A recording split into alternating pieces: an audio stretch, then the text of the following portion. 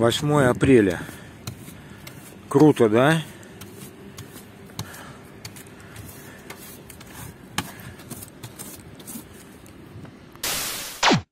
Прошлую субботу-воскресенье хотел колеса поменять. Ну и как бы времени не хватило. Вот. И оказалось, что не зря. Посмотрите, что творится. ГАИ не предупреждала вообще об этом. 8 апреля, да, вот такая вот погодка у нас. Мало того, что еще дороги все разбиты вообще. Он там ехал, проехать было невозможно, не знаешь, куда сворачивать. Плюс вот подыграла такая вот стихийка небольшая.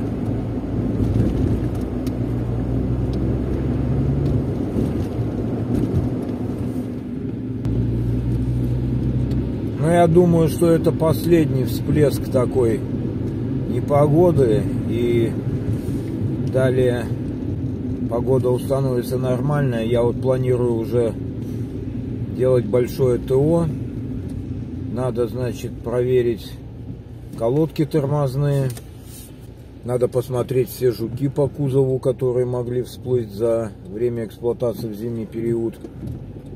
Также в этом году у меня большой план, надо работать по днищу, то есть посмотреть все, чтобы там не было никаких изъянов. В частности, я вот заметил, что после Москвы, после движения по городу Москве, там льют какую-то гадость, я не знаю. И у меня начала немножко ржаветь балка, то есть покрываться стала ржавчина, задняя балка. Потом рычаги тоже, металл вот где был голый такой, можно сказать, ну уже за столько лет там краска как бы уже не создает никакой защиты, это понятно. И там пошла ржавчина, то есть я решил, значит, купить, зачистить, конечно, все решил сначала, потом решил купить, есть жидкий цинк-грунт. Потом, когда я буду это все делать, я постараюсь это все снять, показать, какими средствами. После этого прогрунтовать еще дополнительно, прокрасить. И будем, значит, мазать, наверное, берем пушное сало. И варим это хозяйство.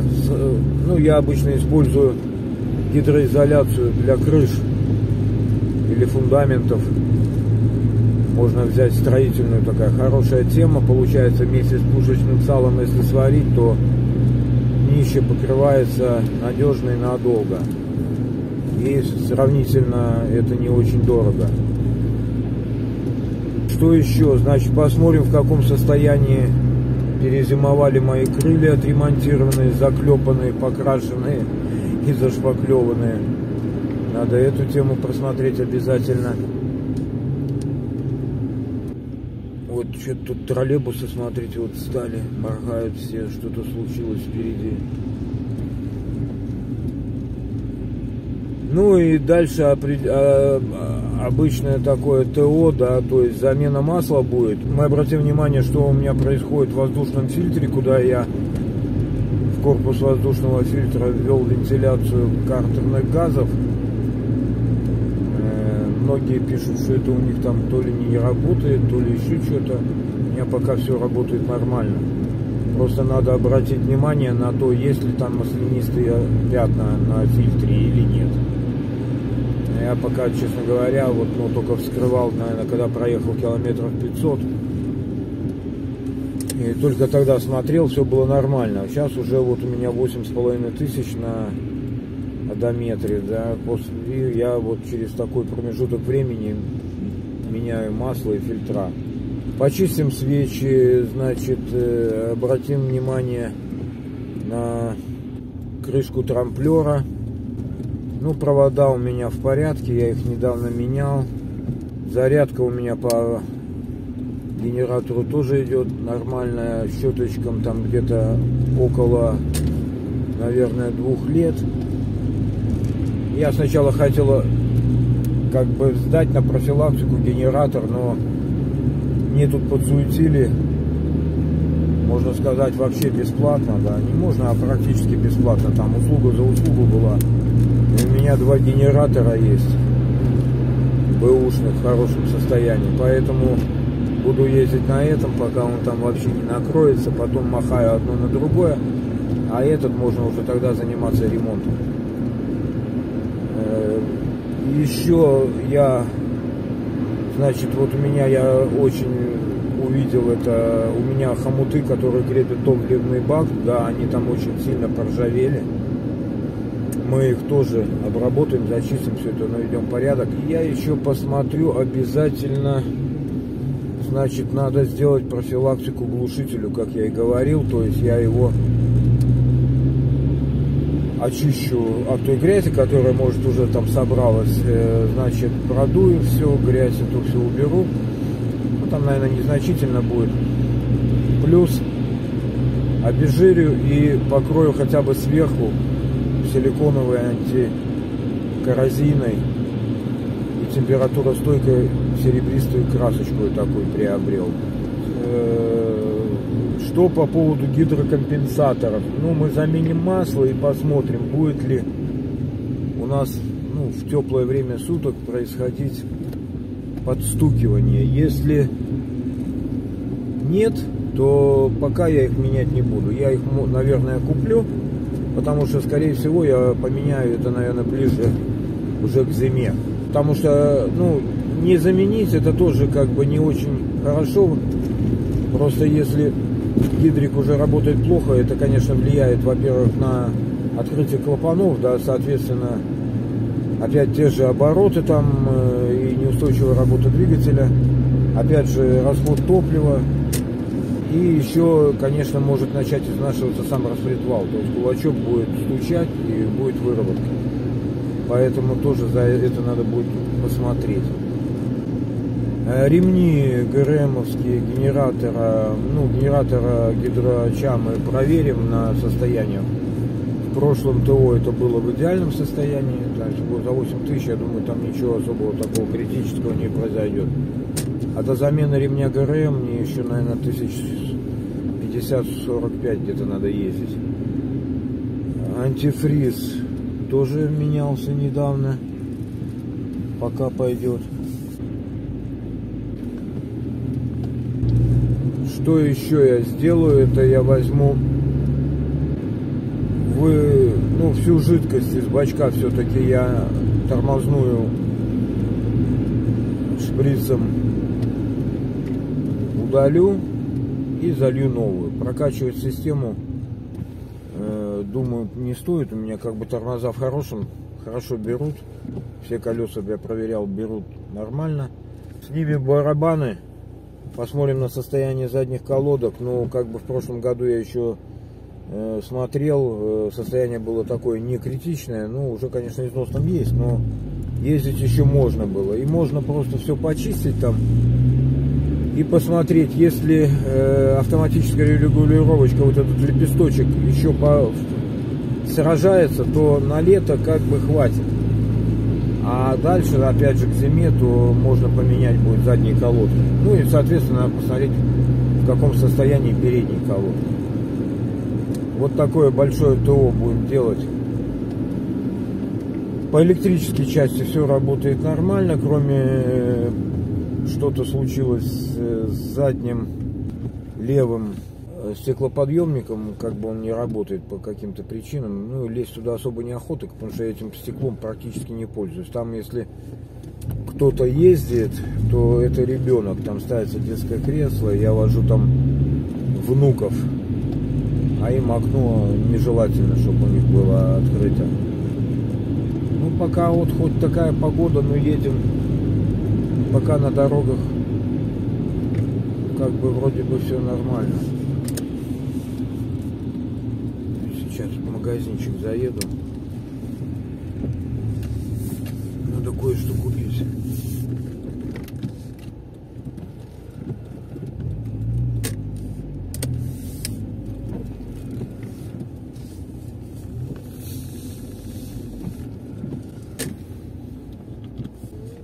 Да, ситуация, конечно, непростая. Сейчас вот строительный заехал. Всегда все здесь покупал. У меня была тут карточка скидочная. 5% скидки было. Сейчас говорят, короче, что отменили скидку. все.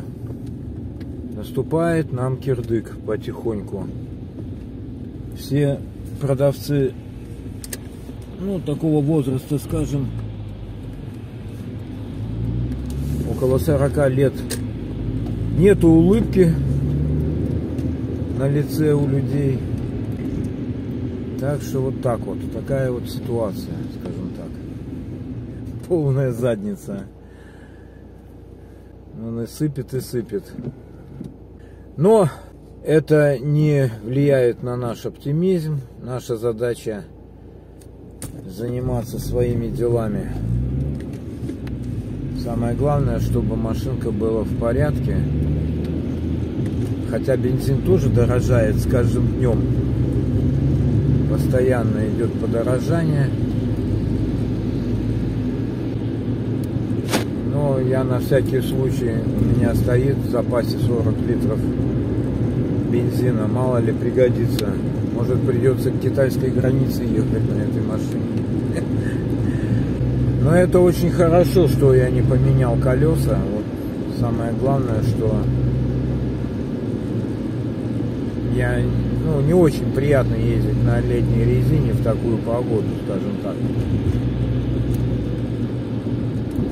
Так что можно сказать, мне как бы вот в связи с тем, что не хватило времени, и в то же время как бы повезло.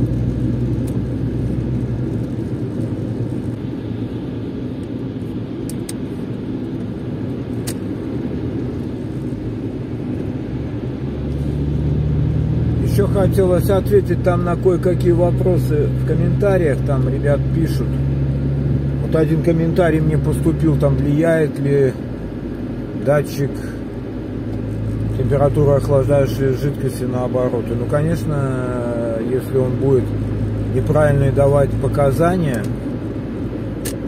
значит, машина, например, там холодная, а будет показывать, что прогрета, или наоборот, то все это зависит и будет зависеть от этого работа двигателя. То есть, как бы он же показания дает на ЭБУ.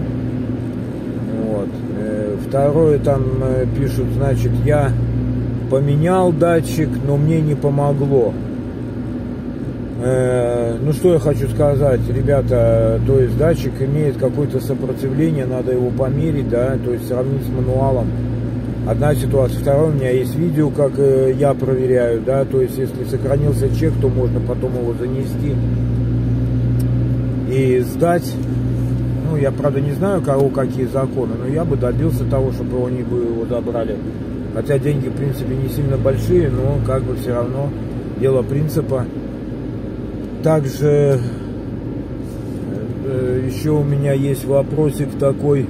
Ну, я переделал вентиляцию картера, и точно так же, как типа и ты, и у меня все равно обороты плавают. Я же рассказываю в этом, что я там где-то порядка большого времени, я не помню, ну, если собрать все в кучу, то будет целый год искал причину, да, то есть начиная от регулировки моновпрыска, кончая там проверкой, значит, коммутатора, про замены катушку поменял. Мне показалось, что она, ну, как-то не очень так хорошо работает, зажигание. Значит, менял свечи, менял провода,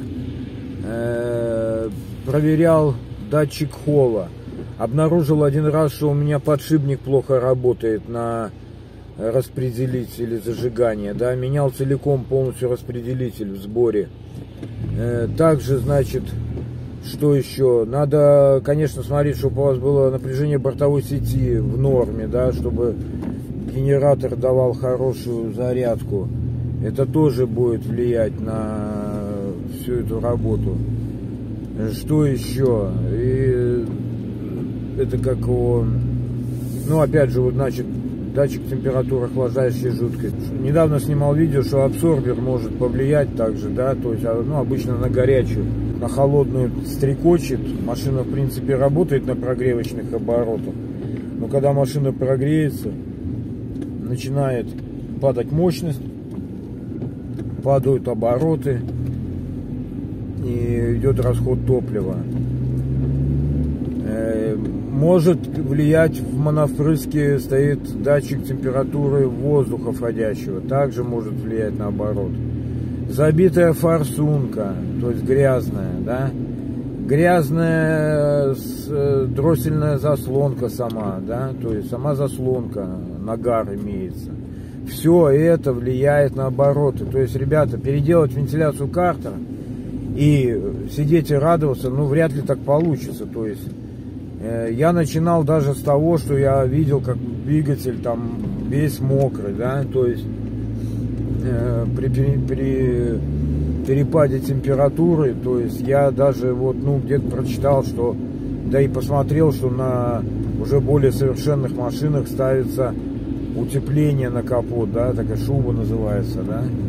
И я поехал, ее купил. Ну да, как на какое-то время вроде смотрю, вроде все нормально стало. Ну, может, это иллюзия была, или не знаю.